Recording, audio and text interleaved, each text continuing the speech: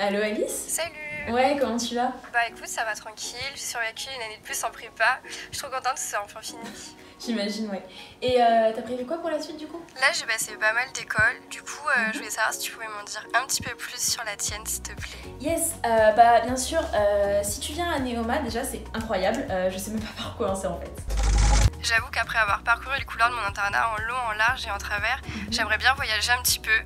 Du coup, tu penses que ça serait possible? Bah oui, évidemment. Et toi, quand t'es partie, t'étais tout seul là-bas? Non, j'étais pas la seule française. En général, on part plutôt à 3-4 maximum dans la même université pour pouvoir vraiment t'immerger complètement dans le pays et aussi pour pouvoir t'imprégner de sa culture et de sa langue. Neoma a au moins 300 universités partenaires, donc tu trouveras forcément une destination qui te correspond. Et puis j'ai des amis qui sont partis en Norvège, en Floride et même en Chine. Ça a l'air super, mais ça donne tellement envie. Non mais t'as rien vu encore. Alors attends, je te transfère à un pote qui va pouvoir te parler de notre vie associative. Allô. Salut, tu vas bien?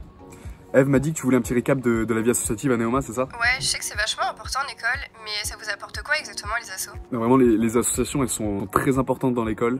Elles vont vraiment rythmer ta vie étudiante tout au long de l'année. Et on peut rejoindre quel genre d'asso à Neoma? Si tu veux, les associations, elles tournent autour de différents thèmes. T'as plusieurs pôles en fait. Par exemple, t'as le pôle vie étudiante.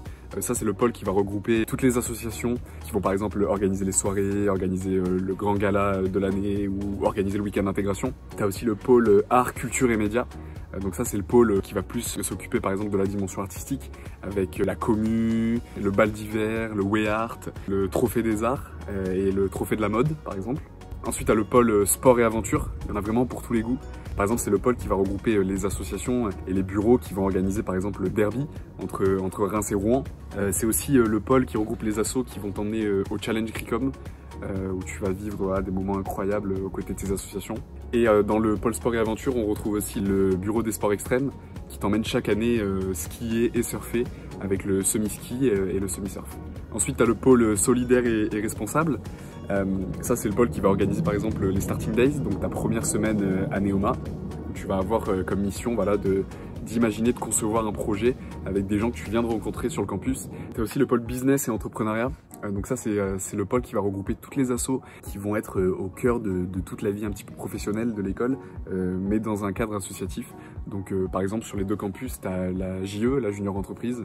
En tout cas, si vraiment tu as envie de t'investir à fond dans la vie associative, profites-en pendant ta première année, en choisissant bien ton association et en choisissant les gens avec qui tu as envie de travailler.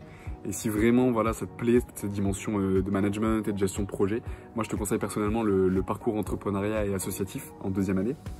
Dans ce cas-là, voilà, ça te permet d'être au cœur de la vie de ton asso, de gérer des projets et de manager des équipes. Et qu'est-ce que tu entends par professionnalisation? Bouge pas.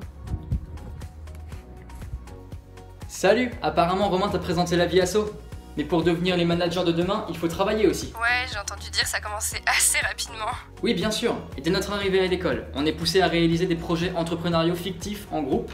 Et pour ceux qui le souhaitent, on peut faire en sorte que notre start-up soit incubée à Neoma. C'est un des tout premiers incubateurs de France. Et si les grands groupes t'intéressent plus que les startups, pas de souci. Neoma, c'est aussi un réseau de plus de 60 000 alumni et 300 entreprises partenaires. Ça nous donne plein d'opportunités pour des expériences professionnelles, surtout que les campus sont proches de Paris, donc c'est super pratique pour passer les entretiens. Je vais te passer Flora, si ça te dérange pas. On voulait te parler d'un truc qui est très important pour nous. Ok, ça marche. Salut, ça va?